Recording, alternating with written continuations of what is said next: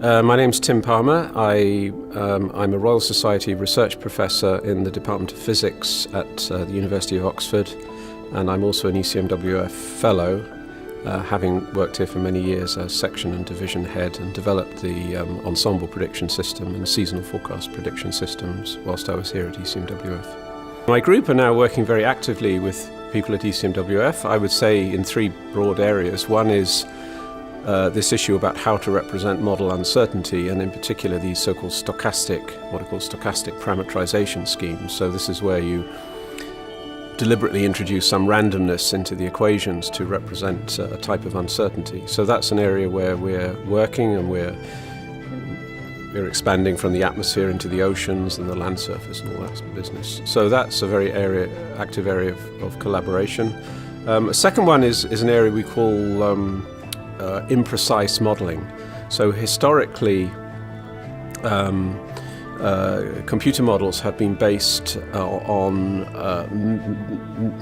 many billions and billions of bits of information, and each variable is typically represented with 64 bits.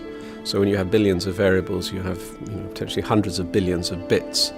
And the problem these days with computers is that the cost of moving these bits around inside a computer basically determines how much computation can be done by the computer. It really determines the power consumption of the computer.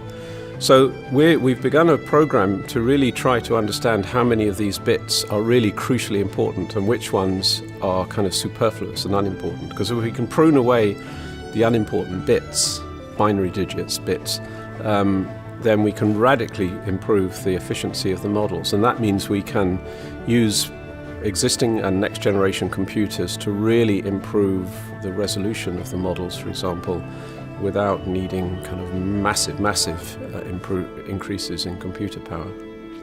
And a third area is generally the issue of how predictable is the atmosphere on an ocean system on timescales of seasons to maybe years.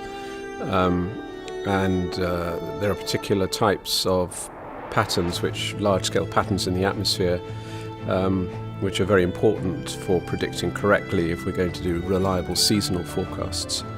And again, we have some collaboration between Oxford and ECMWF in this area of work. Well, the future is ensemble prediction because although numerical weather prediction has made fantastic advances over the last decades, in its original deterministic form, it has a fundamental Achilles heel, which is that there are occasions where very small uncertainties in the initial conditions can grow and completely destroy a forecast.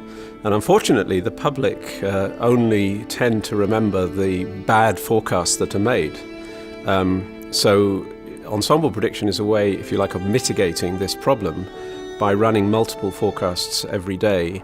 And then we can determine ahead of time the situations where the forecasts are very, very sensitive to the initial conditions, and essentially warn people who use forecasts that this is a situation where you can't be precise about what's going to happen.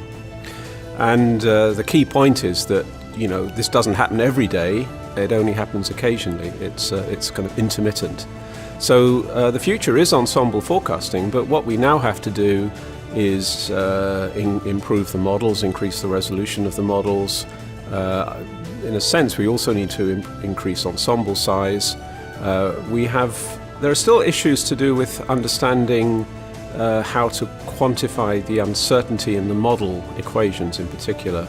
That's a key kind of problem at the cutting edge of research. But fundamentally, ensemble prediction, I think, is here to stay pretty much for the foreseeable future.